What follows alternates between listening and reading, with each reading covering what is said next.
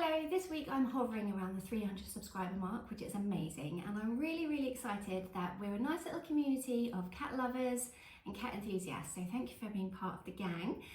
And I thought I would celebrate by sharing a video on how to know whether you are an amazing cat owner, cat guardian, cat person, cat lover. So the first thing is that you know that no two cats are the same. So whether you have a massive multi-cat household with lots of different cats, or you've had one or two cats over the years, it's easy to see that they are all different, they have different needs, and you're able to change the way you care for them based on their needs. So for example, you might have a cat that's not very people friendly, but then later on have a cat that loves people. And this can be due to the fact that they've not been socialised with people when they're little, or they might have had some poor experiences in the past. So you might have a cat that loves strangers and comes to meet the boiler man when he comes round, or another cat that takes time to warm up to people. And some of you may have a cat that only loves you and has a very secure and strong bond with just you, which is so lovely to see when you're able to break down those barriers and make friends and really be there for that cat. That's such a lovely thing to see. So you're doing a great job. Other examples are you might know that your cat just wants to be a single cat, so you'll avoid bringing any other cats into the household. That's what I have here. I have such a good bond between Fig and Sparks that I don't want to upset that by bringing another cat into the household. So it's great that you can be aware of your cat's needs socially, and also being aware of their triggers as well. If you know there's something that upsets your cats, be it fireworks night or the doorbell ringing, it's nice to be aware of those triggers so that you can help them cope when that happens. You can tell people to knock rather than ring, and you can make sure you're home on fireworks night to keep them safe. And I know there's lots of people out there that do that, and that's amazing. That's a sign of a very good cat guardian, so go you. Number 2 is that you listen to what your cat's trying to tell you.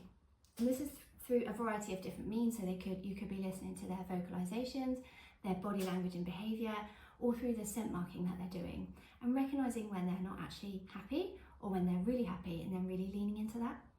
The most important thing here is that no one knows your cat better than you do. So if you're able to recognise when they're behaving out of the ordinary and something's just not quite right, then trust your gut and get them help where you need it. It's really important to recognise what's normal for your cat and what isn't. Number 3 is seeking out appropriate veterinary care.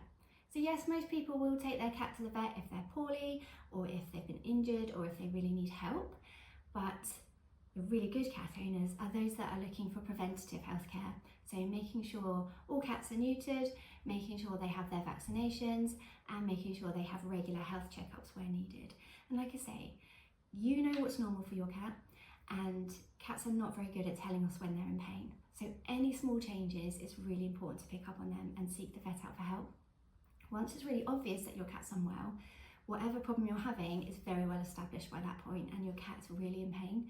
So really need to be proactive with that, and I know lots of you are. But Figgy is diabetic, and the only way I knew that he was is because he was drinking more. There was no other changes to his behaviour.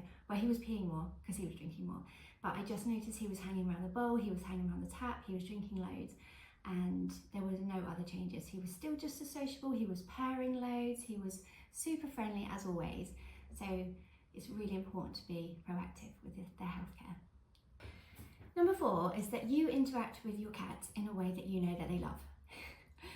Which is so long-winded, but what I mean by that is that when you read books, textbooks about cats, when you look online for advice about how to interact with cats, it's very specific that everything should be on your cat's terms, that we should do the consent test where we hold our hands out and wait for the cat to interact with us, which is great advice, and I wouldn't change that. But again, you know your cats, and if you know your cat loves a fuss, if you know they're always looking for that social interaction, then it's fine to go and do that.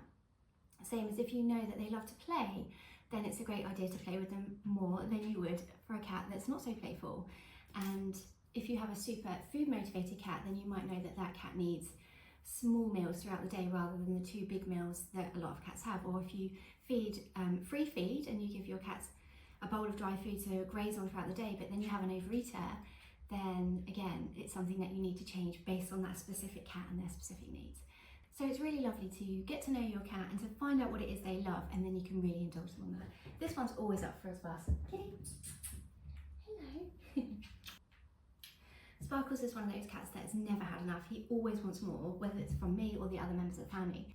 Figgy, he can get fed up. So he likes to be with us, but he doesn't like all the hands-on.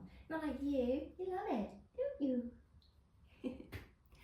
And number 5 is that you're here and you're looking to find out more about your cat, you're watching videos on cat behaviour and you're looking to find out more. So I warmly welcome you to my channel and I really hope you find some useful videos here. Do subscribe if you haven't already. There's lots of good information out on the internet about cat behaviour. I would recommend International Cat Care's website that has a whole wealth of information about cat behaviour, cat interactions, cat history. There's tons on there, so head over to that website to find out more. And if you're a reader, then I do have a book, The Book Your Cat Wishes You Would Read, so that's available if you want to find out more as well. But thank you very much for joining me. I'm looking forward to the channel growing as more of us cat lovers come together. But if you have a cat and you are an excellent cat owner, which I'm sure you are because you made it to the end of this video, then do let me know about your cats in the comments because I would love to chat to you about them. But take care, have a nice day.